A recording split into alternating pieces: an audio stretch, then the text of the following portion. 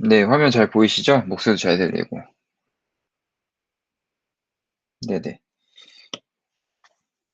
어, 오늘은 저희 이게 고객 연계 활동에서 자바스크립트를 사용을 하고 있어서 그 기초에 대한 내용을 조금 간략히 설명을 해드릴게요. 왜냐면 여러분들 이제 사실은 언어에 대한 그 두려움은 잊어버리셔야 됩니다. 그냥 어떤 언어든 시작을 하면은 그냥 바로 시작할 수 있는 그런 용기가 있으셔야 됩니다. 파이썬을 해보신 분들은 이제 그 다 기반으로 하면 되니까 걱정하실 필요 없을 것 같아요. 그래서 자바스크립트를 먼저 어떻게 사용하는지, 물론 지금 제가 다 알려드린 것도 있고, 그리고 모르시는 분들은 다 찾아보셨더라고요. 그래가지고 이게 의미가 있나 싶은데, 조금 간략히 그래도 놓친 부분이 있을 것 같아서 설명을 해드리도록 할게요. 뭐 스크립트 태그 안에다가 이렇게 내용을 써가지고 사용하는 게 자바스크립트 사용 방법이었죠. 그리고 이렇게 스크립트 파일을 .js로 분리를 해가지고 사용할 수도 있고 외부에 있는 자바스크립트를 가져서 사용할 수가 있어요. 기본 문법으로는 세미콜론 마지막에 찍어줘야 된다는 거. 근데 안 찍어도 동작은 해요. 그치만 찍어주는 게 좋습니다. 그리고 대소문자를 구분한다는 점 이렇게 알고 계시면 될 것 같아요. 그리고 우리 어떤 내용을 디버깅하기 위해서 콘솔 디버깅하기 위해서 콘솔.로그 사용한다고 알고 계시면 되고 연산자에 대해서도 간단하게 설명드릴게요. 산수 연산 다 아시는 거죠? 네, 여기까지는 다 아시는 내용이라고 생각하고 슬래시가 나누는 거 그러니까 몫을 구하겠죠? 그리고 퍼센트는 나머지를 반환. 네. 연산자 우선순위 요것도 다른 언어랑 다 비슷해요. 그러니까 넘어가도록 할게요. 이거 하나만 알려드릴게요. 그러니까 만약에 이렇게 넣는이 있어요. 그러면은 A에 B를 넣고 B에 C를 넣고 이렇게 해석이 되잖아요. 그러니까 C가 B에 들어가고 B가 A에 들어가고 요 순서대로 결합이 돼요. 네, 이건 뭐 결과고 뭐 대입연산도 마찬가지로 기존 변수에다가 어, A는 이거랑 같은 거죠. 이거 뿌리는이 A 뿌리는 1이 A는 A 플러스 1 이거랑 같은 거죠. 그러면은 요 뿌리는이 사실 이거랑 교체가 된 거거든요. 그러니까 뭐 곱하기 뭐 나누기 퍼센트 이것도 동일하게 사용을 할 수 있다. 이렇게 알고 계시면 될 것 같아요. 네, 그리고 증감연산. 요거 이제 자바 하신 분들, C 언어 하신 분들은 알고 계시죠? 패스하도록 할게요. 모르시는 부분 있으시면은 바로 좀 설명을 해달라고 말씀해 주세요. 네, 그리고 비교연산. 여기서 좀 주의 깊게 보실 거는, 지금 넣는 인연은 같다 이거죠? 그렇지만, 넣는 는이라는 게 자바스크립트에 있어요. 이게 넣는 는이 뭐냐면은, 어, 이게 값이 같아도 타입이 다를 경우가 있어요. 그러니까 타입이 얘가 스트링형이고, 뭐 얘가 인트형인데 값이 같을 수가 있다는 거죠. 그래서 정확히 섬세한 연산이 필요할 경우에는 는을 사용하신다고 생각하시면 됩니다. 그리고 마찬가지로 요것도 이제 뭐 타입까지 다르면 네, 참여 반환한다고 하네요. 그리고 논리 연산 요거는 and 그리고 or not 요것도 이제 여러분들 배우셨으니까 아실 거라고 생각합니다. 네, 요것도 넘길게요. 네, 그리고 제어문. 특별히 따로 설명드릴 건 없을 것 같고, if문이나 elsif문은, 스위치문에 대해서 조금 알려드릴게요. 스위치문을 활용하는 방법에 대해서 알려드릴게요. 스위치문은, 이렇게 값이 있고, 그 다음에 그 값을 이렇게 케이스에다가 비교를 해가지고 해당 문을 실행을 하는 거죠. 근데 여기에, 케이스, 그리고 A, 그 다음에 여기다 바로 밑에다가 또 케이스를 주는 거예요. B, 이렇게. 그리고 여기다 실행 넣고 브레이크. 이렇게 사용을 하게 되면은 이거 또는 이거. 그러니까 이제 엔드 아니지 5월 연산이 이제 스위치문으로 이렇게 간결하게 만들 수 있는 이제 프로그래밍 테크닉이 있어요. 그리고 사막 연산 우리 자바에서 사막 연산은 제가 기억이 안 나는데 파이썬에서 사막 연산 같은 경우는 요런 거였죠. A에 이제 if 뭐 1 만약에 B가 1이다. 그다음에 2 else 그다음에 여기다 2 요렇게 두면은 만약에 요 내용이 참이면은 요 값을 A에 넣고 아니면은 2를 넣는 거였죠. 이것도 똑같아요. 표현식을 여기 앞에다가 기술을 하고 그다음에 이게 참이면 반환 1의 값을 반환하고 이게 참이 아니면은 반환 2의 값을 반환을 하게 됩니다.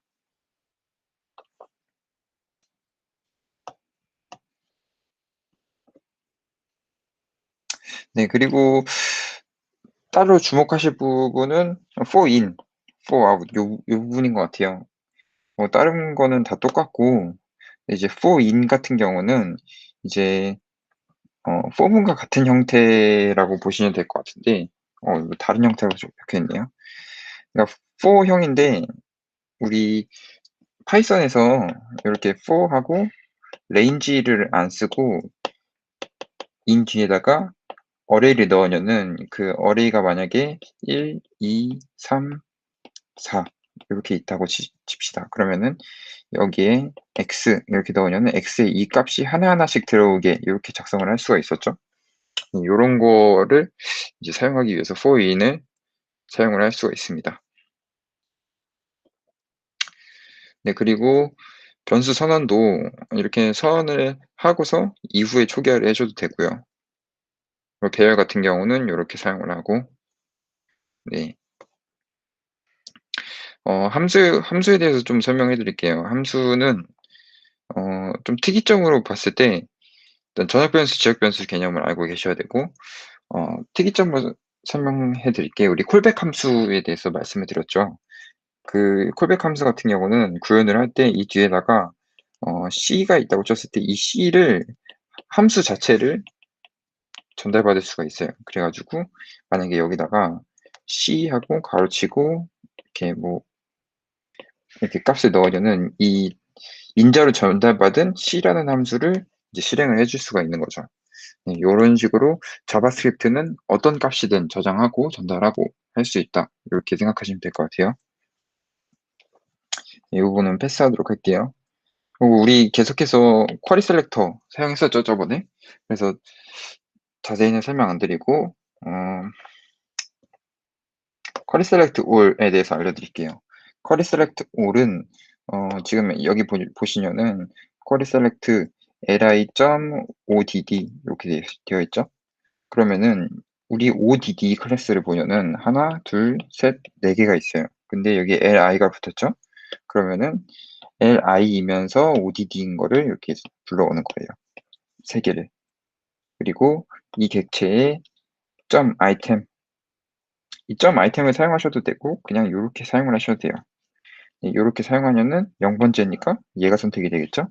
그럼 1번째로 선택하면은 얘가 선택이 되겠죠. 그리고 스타일을 요렇게 바꾼다. 네, 그렇게 봤을 때 그리고 이제 좀 과제를 왜 내드렸는지 좀 파악을 해 주셨으면 좋겠는 게 여러분들이 이번 과제에서는 되게 쉽게 하셨을 수도 있어요. 뭐 어렵게 하셨을 수도 있고 다 각자의 사전 지식이 다르기 때문에 어 아무래도 좀 밸런스를 맞춰야 된다고 생각을 해 가지고 퍼블리싱하는 과제를 내드렸어요. 어 제가 예상한 거대로 좀 너무 어려워하시는 분들도 계셨고 쉬워하시는 분들도 계셨어요. 근데 그 소스 코드를 하나하나씩 다 피드백 드리기가 아무래도 제가 좀 부담이 있어서 20명 거를 다 보기가 힘들더라고요.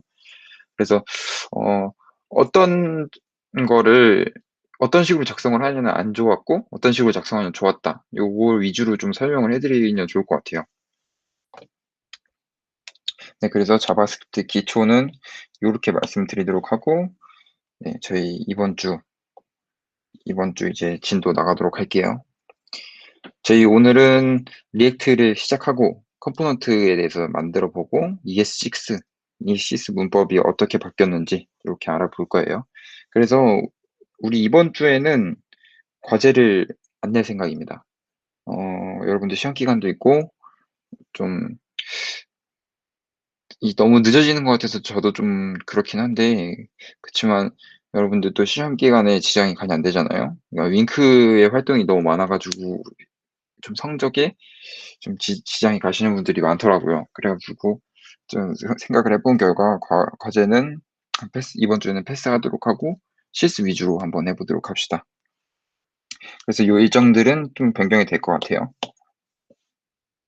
네, 우리 자바스크립트 오브젝트에 대해서 알려드릴게요. 아까 말씀드린 것처럼 자바스크립트는 어떤 값이든 가질 수 있다고 했었죠. 뭐 함수도 변수에 저장할 수가 있어요. 네. 그래서 지금 멤버라는 거를 제가 선언을 했어요. 여기다가 속성으로 first name이란 거에 제 이름을 넣었고 last name에 제 성을 넣었어요. 그리고 뭐 얘는 스트링형이겠죠? 스트링형. 그리고 얘는 뭐 인트형. 그리고 드랍에다가 제가 회원 탈퇴하는 함수를 적어놨어요. 근데 여기에는 지금 함수, 요렇게 펑션이 들어갔죠? 되게 좀 의아할 거예요. 펑션 자체를 여기다가 넣을 수가 있어요. 근데 지금 함수를 따로 서원해서 함수 이름을 넣은 게 아니라 그냥 함수를 여기다 바로 서원을 해버렸죠. 해당 방법을 제 익명 선언 방식, 그러니까 익명함수 선언이라고 생각하시면 됩니다. 네. 그리고 우리 저번에 제가 말씀드린 것처럼 이제 함수는 화살표 연산자 이렇게 통해 가지고 선언을 할 수도 있고요. 이 두 개의 차이점은 디스바인딩 문제라는 게 있는데 이거는 일단 생략을 하고 넘어가도록 할게요. 추후에 겪을 문제들이 있어요. 그러면은 그 문제를 예를 들어 가지고 여러분들한테 설명해 드리도록 할게요. 그리고 콜백 함수. 저번에도 말씀드렸죠. 예, 그 함수 안에다가 함수를 전달해 가지고 이 함수가 끝났을 때 이제 전달하는 함수를 실행을 한다. 요런 거였죠. 그러니까 이 setTimeout이라는 함수는 특정 3000 밀리세컨드 3초겠죠? 네, 이 이후에 안에 이 특정 함수를 실행한다. 요런 거예요. 근데 이 안에다가 function이라는 익명함수 선언 방식을 사용을 해 가지고 인자를 전달을 했어요. 그래서 3초 뒤에 윙크가 출력이 되겠죠. 그리고 ES6에 대해서 좀 설명을 해 드릴게요. ES6에 reduce라는 게 있어요.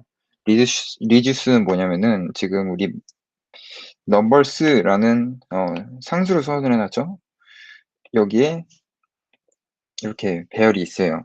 여기에 각각 값들이 있고 이 numbers.reduce reduce 안에다가 우리 함수를 선언을 했어요. 우리 익명 함수죠. 그러면은 이 reduce라는 함수가 두 개의 인자를 전달을 해줘요. 저는 x와 y라고 했어요. 그리고 x 그리고 여기 리턴이 생략이 됐어요. 이렇게 생략도 가능해요. 그러니까 x 플러스 y 이렇게 넣었더니 36이라는 결과가 나왔어요.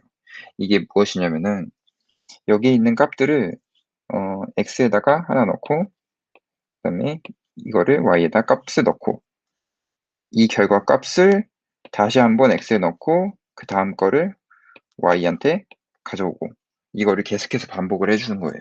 그러면은 결국은 1 플러스 5 플러스 6 플러스 7 플러스 8 플러스 9가 되겠죠? 이거의 결과는 36이 되는 거예요. 이게 reduce라는 이제 메소드입니다. 그리고 다음으로는 map 메소드예요.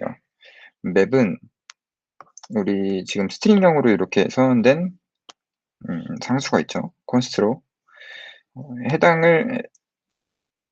어레이를 이제 map으로 호출을 했어요. 그리고 제가 인자로 man이라는 걸 설정을 해줬어요. 그랬더니 여기 스트링이 뜨죠.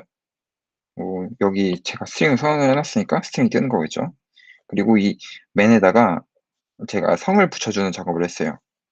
여기에다가 이 셋 요소에다가 각각 다 똑같은 작업을 해주고 싶은 거예요. 그러면은 요 안에다가 함수를 이렇게 선언을 해가지고 종휘 그 다음에 플러스 리 이렇게 해서 결과가 전부 다 뒤에 똑같이 리 이렇게 붙은 걸 볼 수가 있죠. 이거를 이제 맵이라고 합니다. 그리고 익스포트, 그 다음에 임포트. 우리 기존에는 자바스크립트에서 이렇게 CSS 불러오는 것처럼 스크립트 src 해가지고 외부의 파일들을 불러서 사용을 했어요. 그렇지만 이제는 임포트를 사용을 해요. 임포트를 사용을 하고 우리 리액트 같은 폴더에 존재하는 자바스크립트 파일이겠죠. 그리고 여기서 특정 객체 함수를 명시를 해가지고 가져와서 사용을 할 수가 있습니다. 그리고 우리가 작성한 모듈, 그다음 함수 이런 것들을 불러서 사용할 수 있도록 해주는 게 이제 익스포트예요. 익스포트, 디폴트, 리스트. 이거는 list.js를 제가 만들어 놓은 겁니다. 이거를 다른 JS 파일에서 만약에 index.js가 있다고 쳐봅시다. 그럼 여기서 사용을 하기 위해서는 임포트로 불러오겠죠. 그렇지만 임포트로 불러올 때 여기 익스포트가 선언이 안 되어 있으면은 임포트로 불러와지지가 않습니다. 네, 이게 임포트와 익스포트입니다. 그리고 우리를 템플릿 리터럴이라는 건데 우리 기존에 스트링형 자료들을 조합을 해가지고 어떤 다른 스트링을 만들 때 이런 식으로 사용을 했었죠. 종휘, 리, 그레이드 이렇게 있으면은 각각 안에 공백을 넣어주고 싶어요. 그럼 공백, 또 공백, 그레이드 이즈 이렇게 해가지고 플러스를 이용해서 연산을 했었죠. 하지만 이게 엄청 길어지면은 가독성이 떨어지게 됩니다. 그래서 이거를 해결하는 게 템플릿 리터럴이에요. 템플릿 리터럴은 우리 여기 우리가 지금 따옴표, 그러니까 싱글 쿼터나 더블 쿼터를 사용하는 게 아니라 지금 물결 밑에 있는 거죠. 물결. 이게 일본 키보드 옆에 있거든요. 그래서 이 키보드를 누르시고 그다음에 이렇게 변수 사용할 때는 달러 사인을 넣고 그다음에 이거 괄호 열고 여기다 변수명 이렇게 사용을 하면은 이렇게 플러스 연산 없이 사용을 할 수가 있습니다. 네, 그리고 다음으로 보여드릴 건 비구조화 할당이에요. 우리 윙크 멤버스라는 상수에는 어레이형이죠. 어레이형에는 종휘, 태훈, 썬레인 이렇게 있어요. 이것들을 이렇게 비구조화 할당을 할 수가 있어요. 무슨 말이냐면은 각각 요소들을 이렇게 분리해서 단수로서 사용을 할 수가 있는 거죠. 상수겠죠, 지금 같은 경우는. 네, 이렇게 해서 이 각 결과들을 사용을 해본 결과 이렇게 나오는 걸 볼 수가 있죠. 만약에 그러면은 키밸류 페어의 오브젝트의 경우 비구조화 할당은 어떻게 하는지 알려드릴게요. 멤버 여기 안에 제 이름 first name이 종이고 last name이 리고 그레이드가 2예요. 이것들을 여기에 이제 여는 방식이 다르죠. 원래는 이 어레이를 여는 것처럼 사용을 했었죠. 어레이의 경우에는. 하지만 키밸류 페어에는 동일하게 요 괄호를 사용을 합니다. 여기다가 first name, last name, grade 이거를 멤버로부터 이렇게 하고 출력을 해본 결과 이렇게 잘 나오는 걸 볼 수가 있죠. 이거를 비구조화 할당이라고 합니다. 자, 이제 여러분들 컴포넌트 저번에 알려드렸다시피 각 단위들을 최소한으로 잘게 쪼갠 단위를 이제 컴포넌트라고 한다고 했어요. 그래서 여러분들 과제 해주신 거 보니까 대체로 잘 파악을 해주셨더라고요. 그래서 우리 이거 한번 해보도록 합시다. 먼저 이런 웹사이트가 있어요. 여기에는 컴포넌트들이 존재하는데 로고가 있겠죠. 그리고 여기 메뉴 버튼, 그다음 이거를 하나의 배너로 묶을 수가 있고요. 정확히는 여기 되겠죠. 이렇게. 그럼 여기에 이 내용이 있고 버튼 이렇게 컴포넌트가 되겠죠. 그리고 이것도 하나의 컴포넌트로 볼 수 있고 이 버튼도 재활용이 됐죠. 그리고 이 내용들 이것도 또 잘라서 컴포넌트로 만들 수도 있어요. 이거는 여러분들이 판단하셔서 하시면 되고요. 네, 이런 식으로 컴포넌트를 분리를 해서 작업을 해주시면 됩니다. 네, 그래서 이렇게 컴포넌트로 분리를 왜 하냐면은 어 UI 요소들은 반복적으로 계속해서 동작을 해요. 그러니까 등장을 해요. 그러다 보니까 한 번 짠 소스 코드를 재활용할 수 있으면 좋은데 그러기 위해서 HTML 코드를 계속해서 붙여 넣게 하면은 나중에 유지 보수가 어려워지는 거예요. 하나의 HTML 구조가 바뀌어 버리면은 뭐 CSS야 클래스로 해서 CSS 수정하면 되는데 HTML 같은 경우는 구조를 잡는 거기 때문에 복사 붙여 넣기를 계속해서 만들잖아요. 그러면은 하나의 구조가 바뀌면 다 바꿔 줘야 되거든요. 이런 경우에 되게 유지 보수가 힘들기 때문에 컴포넌트 단위로 잘라 가지고 저희가 제작하고 사용을 하는 거예요. 그래서 이제 리액트를 시작을 할 건데 우리 리액트가 그럼 왜 좋냐? 이렇게 좀 소개를 해 드릴게요. 가상돔이라는 걸 사용을 해요. 우리가 SNS 피드 만들었었죠. 이건 제가 만든 건데 이건 일부러 소스 코드를 여러분들한테 안 올려 드렸어요. 이거는 이번 시간 끝나면 제가 올려 드리도록 할게요. 네. 그래서 제가 짠 소스 코드인데 요렇게 각 어 엘리멘트를 만들고 그다음에 이렇게 이 안에 텍스트 노드들을 또 만들고 그다음에 또 각 위치에 이렇게 append child를 해 가지고 우리 계속해서 추가를 했었죠. 근데 이 작업들이 굉장히 불편해요.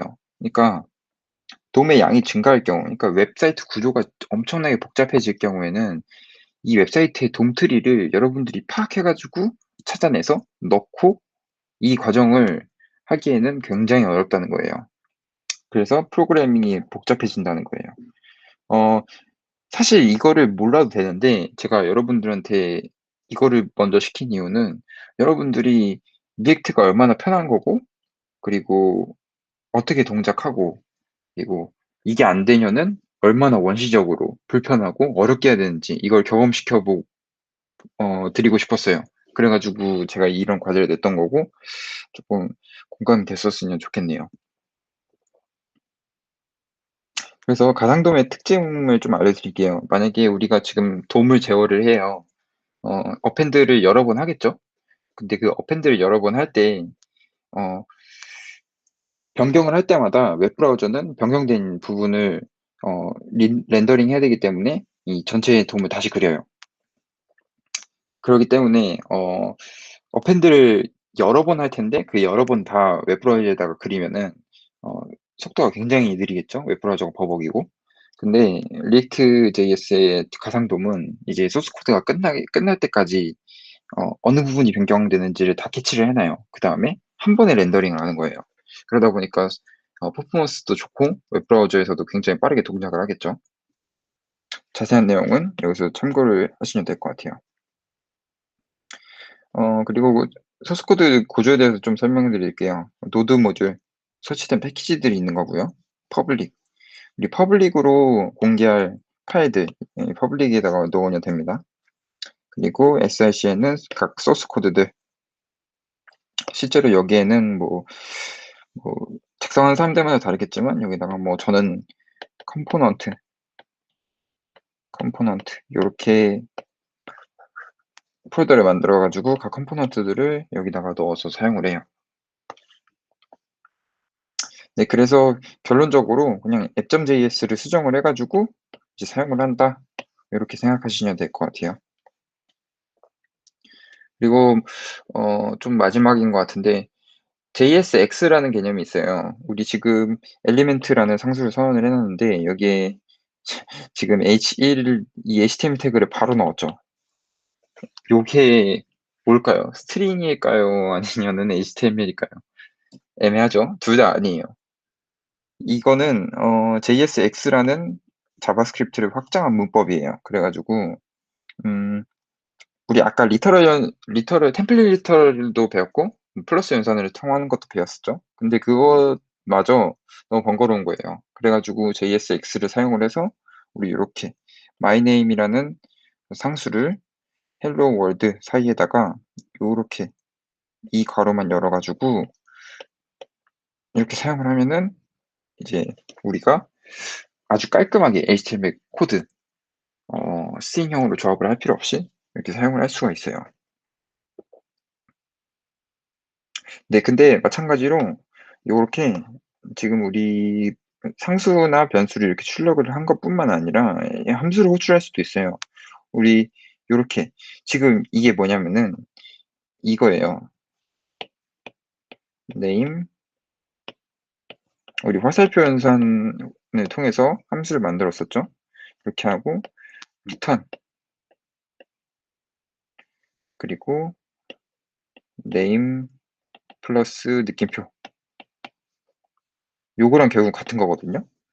그러니까 결국은 또 이렇게 볼 수가 있겠죠. 펑션에 이렇게 여기에 name이 들어가겠죠. 그리고 return 그리고 name 플러스 느낌표 요거랑 같은 거예요. 요렇게 몇 줄로 선언이 될 거를 간단하게 이렇게 선언을 할 수가 있어요. 네, 그래서 이 myfunc라는 함수를 요 안에 넣고 이렇게 함수도 호출할 수 있다. 이렇게 알고 계시면 될 것 같아요. 우리 이제 컴포넌트 한번 만들어 볼게요. 컴포넌트는 두 가지 방법으로 제작을 할 수가 있어요. 우리 클래스형 컴포넌트를 사용을 할 수도 있고 여기 클래스형 컴포넌트를 사용하면 좋은 거는 라이프사이클 API라는 걸 사용을 할 수가 있어요. 이거는 다음에 스터디 시간에 제가 설명해 드릴 건데 만약에 함수형 컴포넌트를 사용을 하면은 리액트 훅스 API라는 걸 사용을 해요. 서로 조금 목적은 같은데 사용하는 방법이 다른 거거든요. 그래서 일단 이 두 개는 훅스랑 라이프사이클은 다음에 알려드리도록 하고 클래스형 컴포넌트랑 이제 함수형 컴포넌트 어떻게 선언하는지 여러분들한테 설명드리도록 할게요. 먼저 클래스형 컴포넌트예요. 클래스형 컴포넌트는 리액트와 리액트 안에 있는 컴포넌트라는 거를 가져와요. 임포트를 통해서. 그 다음에 컴포넌트 이름을 넣고 우리 익스텐드 상속이죠. 상속으로 컴포넌트를 상속을 해요.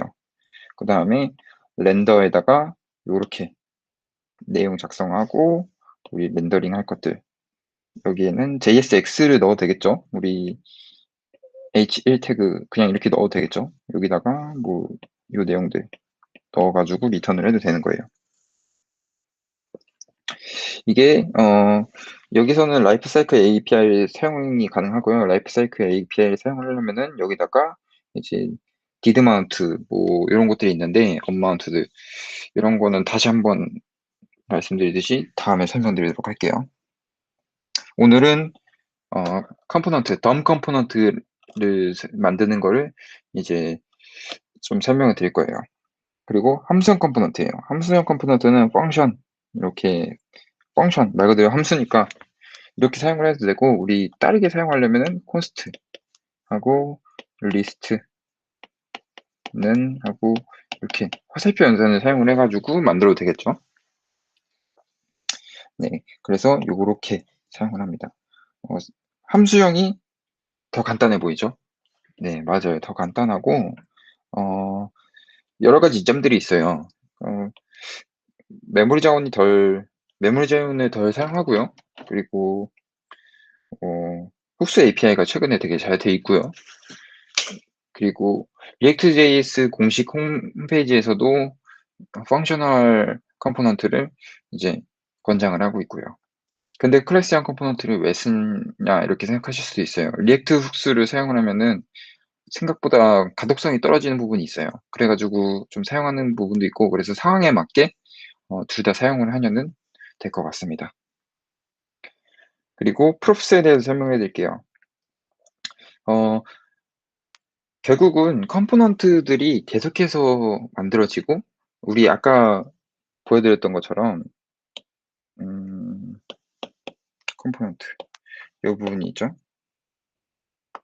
이 분야는 이 큰 컴포넌트 안에 이 작은 컴포넌트들이 있어요. 그러니까 컴포넌트는 컴포넌트를 가지게 하고 그 컴포넌트는 또 컴포넌트를 가지게 하고 이거의 반복이 돼서 결국은 컴포넌트를 조합해가지고 하나의 웹페이지를 만드는 거거든요.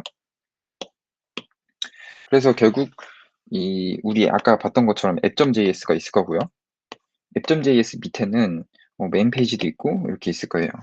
이 안에다가 결국은 컴포넌트들이 계속해서 하위적으로 트리를 그리면서 만들어질 거예요. 이렇게요. 네.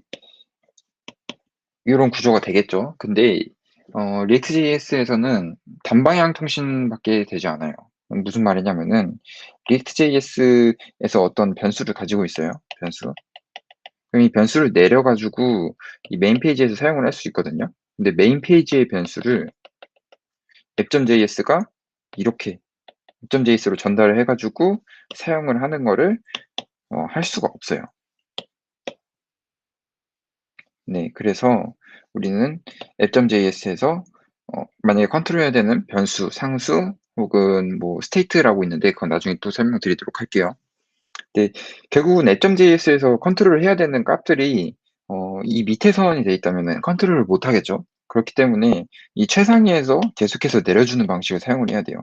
하지만 이 레프트 내브 요 안에서만 사용되는 값들도 있을 거예요. 그런 값들은 얘만 가지고 있으면 되겠죠. 네, 요런 식으로 사용이 된다. 네, 그래서 우리는 그 값을 내려줄 때 props라는 걸 통해서 이렇게 내려준다. 이렇게 알고 계시면 될 것 같아요. 네, 이, 네, 그래서 컴포넌트 생성. 그럼 어떻게 하냐? 저는 일단 src라는 디렉토리에다가 components라는 디렉토리를 만들었어요. 일단 그 components라는 디렉토리 안에다가 자바스크립트 파일을 만들었어요. 그리고 자바스크립트 파일 우리 이미지 카드 이미지 카드.js 이렇게 만들었고요. 이 안에다가 함수형을 제작을 했어요. 우리 아까 펑션 이용했었죠. 그렇지만 여기는 화살표 지시 연산자로 이제 만든 거죠. 그리고 우리 여기 특징적으로 지금 이렇게 사용된 거 이거 뭐라고 했었죠? JSX. 네, JSX는 자바스크립트를 확장한 문법 이렇게 알고 계시면 돼요. 그리고 만약에 이 이미지에 어, app.js에서 이 이미지의 특정 변수들이나 값을 전달을 해가지고 이제 가져와서 사용을 하고 싶어요. 그럴 때 사용하는 게 props예요. 여기 보면은 이게 여기가 app.js거든요. app.js. 요 안에 이미지 카드, 요 위에 물론 임포트가 있겠죠. 임포트. 그리고 요 안에다가 우리 태그를 사용하는 것처럼 그냥 속성을 이렇게 명시를 해둘 거예요. 그러면은 이 이미지 카드, 여기 이미지 카드 점 그거거든요. 이미지 카드.js. 근데 여기서 함수의 인자로 props라는 걸 가져와요. 그래서 props의 썸네일 URL. 네, 결국은 잠시만요. 네, 결국은 이 썸네일 URL 요거랑 같죠? 네, 이 props 점 이렇게 그럼 타이틀을 가져오려고 하면은 props 점 타이틀 이렇게 해서 가져올 수가 있는 거죠. 그러면은 이 컴포넌트를 재활용할 때 안에 바뀌는 내용들이 있죠. 뭐 썸네일 이미지 URL이라든지 타이틀 이런 것들을 props로 내려줘가지고 간단하게 바꿀 수가 있는 거죠. 그래서 이렇게 되는 거예요. 지금 이미지 카드라는 걸 두 개를 사용을 했어요. 근데 안에 CSS나 HTML 구조는 같아요. 그리고 이 안에 값만 다른 거죠. 썸네일이랑 그다음에 타이틀 그랬더니 실제로 이렇게 바뀐 걸 볼 수가 있죠. 이런 경우에 어, 만약에 구조나 CSS를 변경을 하고 싶어요. 그러면은 하나만 변경을 해도 이렇게 둘 다 변경이 돼요. 저는 CSS만 변경을 했는데 HTML 변경을 해도 둘 다 변경이 되고요. 네, 그래서 일단 제가 오늘 보여드릴 거는 여기서 끝났어요. 그래서 지금 실습해 보도록 할 거거든요. 근데 지금 시간이 조금 43분, 한 10분 정도 쉬었다가 다시 하도록 할게요. 이제 버튼이랑 요거 뭐 간단하게 이런 것만 한번 해볼게요. 버튼 한번 해볼까요, 일단? 어,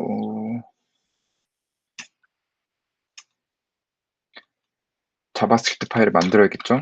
저는 대문자로 시작하게 만들어주세요. btn.js 이렇게 만들게요, 저는. 그리고 기본적으로 리액트 임포트 해줘야 되고요. 임포트 리액트 그다음에 from 리액트 이렇게 작성해 주시고 파일 이름으로 그대로 만들게요. const btn은 이렇게 퍼셀피지시 연산자 사용해서 함수로 만들게요.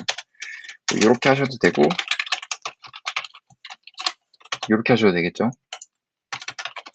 그리고 우리 외부에서 불러올 수 있게 export default btn.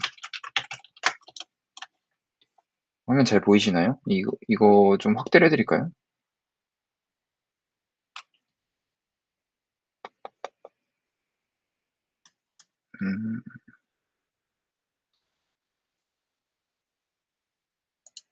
폰트 크기를 좀 올려드릴게요. 네, 이러시면 잘 보일 것 같아요. 여기다가 뭐 버튼 하나 일단 보이게끔 한번 해보죠. 우리 기본 버튼 태그 있죠? 여기다가 테스트 이렇게 저장할게요. 그리고 app.js에서 해당 내용들 지워가지고 그냥 앱만 남기게 하고 여기다가 btn 그 전에 임포트 해야겠죠? import btn from 여기에 우리 컴포넌트 그 다음에 btn.js 그리고 태그를 만들 거예요. 태그로 btn 단위 태그로 만들게요. 이렇게 하고 저장 실행 한번 해볼게요. 근데 실행하기 전에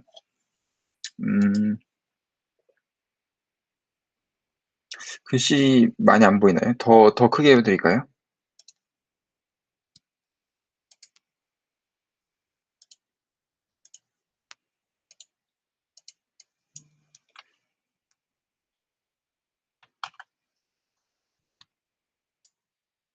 네, 어떤가요, 지금은?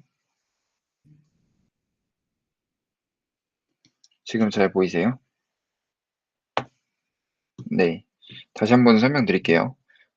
btn.js를 만들었고, 컴포넌트라는 폴더 안에다가, 그리고 여기다가 함수 선언했고, 여기다 리턴 값으로 우리 JSX라는 거 사용해가지고, 이렇게 그냥 태그 바로 넣었어요. 그리고 우리 app.js에 상위 div 하나 남기고, 그 다음에 버튼, 단위 태그를 이렇게 만들었어요. 그리고 임포트를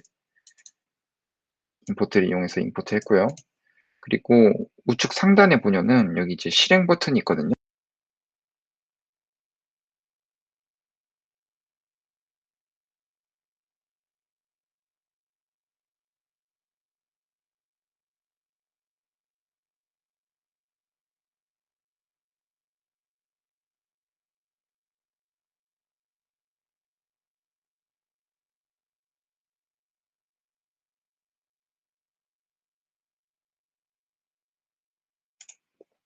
네, 우리 아까 npm install 아까 했죠? 이 부분 지웁니다.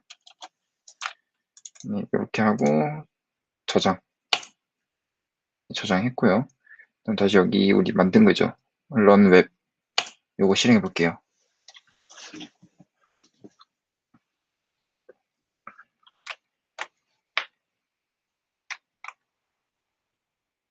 이렇게 실행하면은 이 실행 속도 좀 걸리거든요.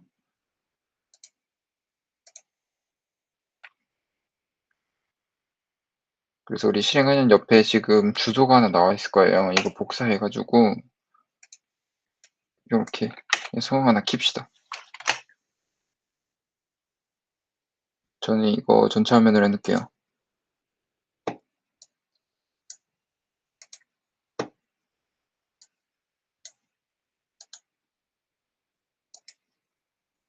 네, 이제 우리가 만든 버튼 잘 보이죠? 네, 그러면은 이 버튼에다가 우리 지금 따라하고 계시죠, 여러분? 이 버튼에다가 프롭스 한번 써볼게요. 우리 여기다가 버튼 네임 뭐 이렇게 해볼까요?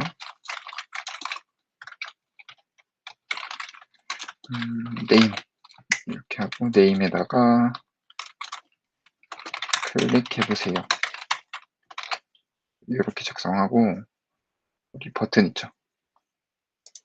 버튼에 프롭스 그 다음에 이거 중괄호죠. 이게 중괄호하고 props.name 저장해 볼게요. 그랬더니 클릭해 보세요. 이렇게 나오는 거 볼 수가 있죠. 이게 app.js에서 이 btn.js 컴포넌트 사용할 때 값을 일부만 변경을 해주는 거예요. 그러면은 우리 네임으로 취소 버튼 이렇게 만들어 봅시다. 그러면은 똑같이 이렇게 활용이 되는 걸 볼 수가 있죠. 그리고 이제 CSS 적용하는 방법에 대해서 알려드릴게요. CSS는 여기다가 CSS 파일 만들 거예요. btn.css 이렇게 만들게요. 그리고 btn 여기다가 이제 퍼블리싱 영역이네요. 우리 피그마 여기 부분인데 그라디언트가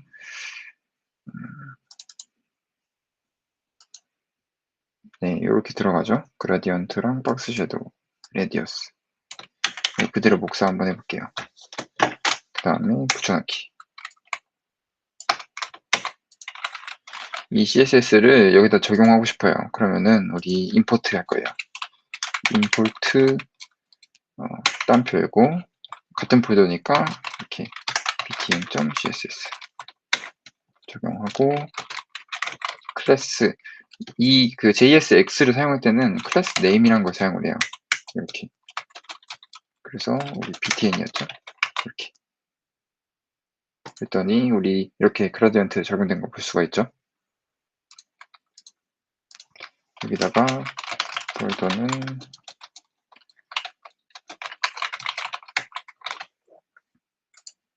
네, 이렇게 하고 패딩도 좀 바꿔볼게요. 일단 제가 임의적으로 적용하는 거고 여러분들은 수치를 보면서 적용을 하셔야 돼요. 그리고 컬러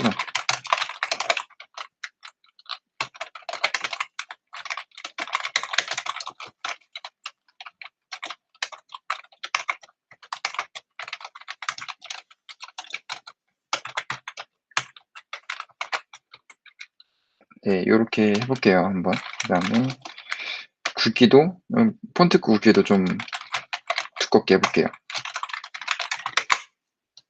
네, 이렇게 했더니 이제 이러면 이 컴포넌트는 이제 임포트해서 어디서든지 사용을 할 수가 있는 거예요. 저는 일단 이 app.js라는 최상위에서 이렇게 가져왔지만 이렇게 컴포넌트를 반복해서 사용을 할 수가 있는 거죠. 뭐 클릭 이벤트도 바꿀 수가 있어요. 온클릭 이벤트를 좀 바꿀 수도 있고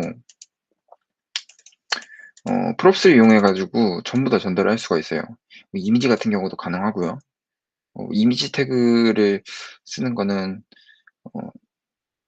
일단 좀 생략을 하도록 할게요. 그래서 지금 현재까지 실습하고 있는 거를 여러분들 보여주시면 될 것 같아요. 계속해서 작업해 볼게요. 우리 컴포넌트 텍스트 에리어였죠? 뭐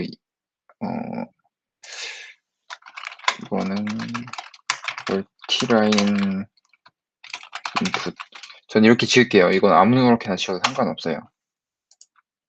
이거 이름을 바꿔야 되네요. JS를 안 붙여가지고 여기다가 import react from react 그리고 뭐 이것도 작성 방식에 따라 다른데 그냥 저는 펑션으로 할게요. 이번에는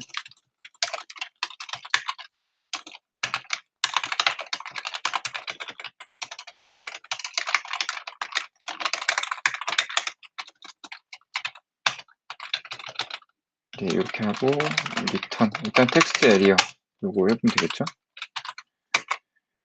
이렇게 하고 여기 버튼 위에다가 일단 임포트를 해야 되죠. 임포트 멀티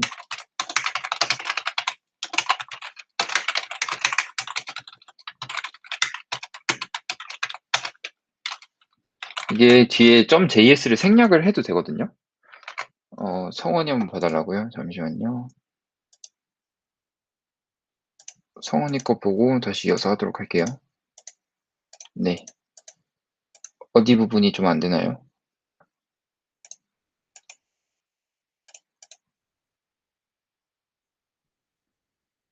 CSS 적용이요. 지금 여기 버튼 네임 여기 있죠. 여기에 CSS 틀어보니까 네, 이렇게 돼 있네요. 여기다가 우리 클래스 사용하는데 JSX에서는 일단은 클래스 네임으로 사용을 해요. 클래스 네임으로 btn 이렇게 하면 될 거예요. 잘 됐나요? 네, 다시 한번 기존 거 다시 한번 하도록 할게요. 우리 멀티라인 인풋이라는 거 제가 만들었죠. 태그로 이렇게 작성하고 프롭스로 플레이스홀더를 저 넘길게요. 플레이스홀더 여기다가 내용 이렇게 작성하고 멀티라인 인풋 여기다가 프롭스로 받아야겠죠. 프롭스 그리고 플레이스홀더는 하고 우리 변수 쓰려면은 이렇게 이거 중괄호 써야 된다 했죠. props.placeholder 이렇게 했더니 내용이 플레이스홀더 속성으로 이렇게 들어온 걸 볼 수가 있죠. 그러면은 나중에 내용이 아니라 솔직한 리뷰 요거를 사용할 때도 이렇게 사용하면 되겠죠. 솔직한 리뷰를 남겨주세요. 네, 이렇게 적용이 되죠. CSS도 한번 적용을 해볼까요? 이것도 간단하게만 해볼게요. 백그라운드랑 레디어스만 이렇게 해볼게요. CSS 파일도 하나 만들게요. 멀티라인 input.css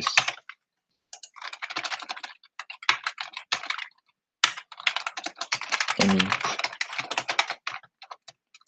이렇게 작성하고 일단 버튼이랑 만든 건 일단 끌게요.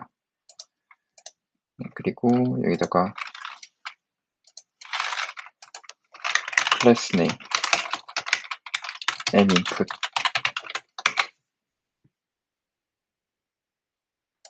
임포트를 안 했네요. import 멀티라인 input.css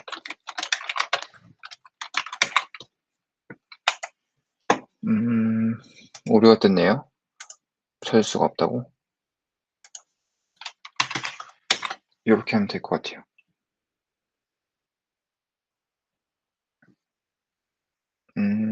찾을 수가 없다 뜨네요.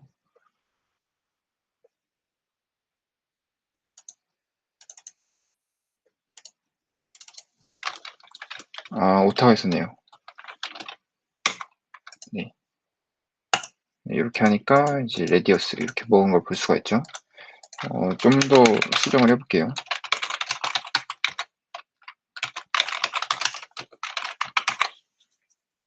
네, 이렇게 했더니 이제 우리 텍스트 에리어 뜨는 거 볼 수가 있죠. 이거 지금 선 뜨는 것도 아웃라인을 런으로 주면 없어지거든요. 네, 이렇게 텍스트 에리어 사용해가지고 이번에 속성 값을 플레이스홀더로 전달해서 값을 변경하는 거 이렇게 한번 해봤습니다. 이거 지금 해보시고 안 되시는 거 있으시면은 바로바로 채팅 남겨주세요. 그러면은 답변 드리도록 할게요.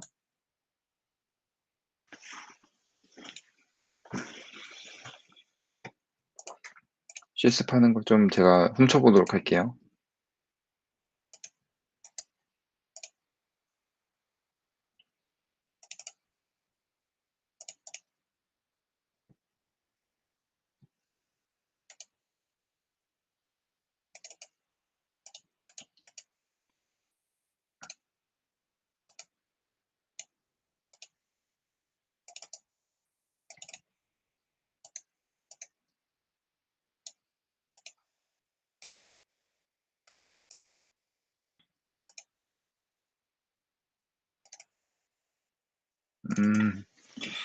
연선이 아주 잘하는데요.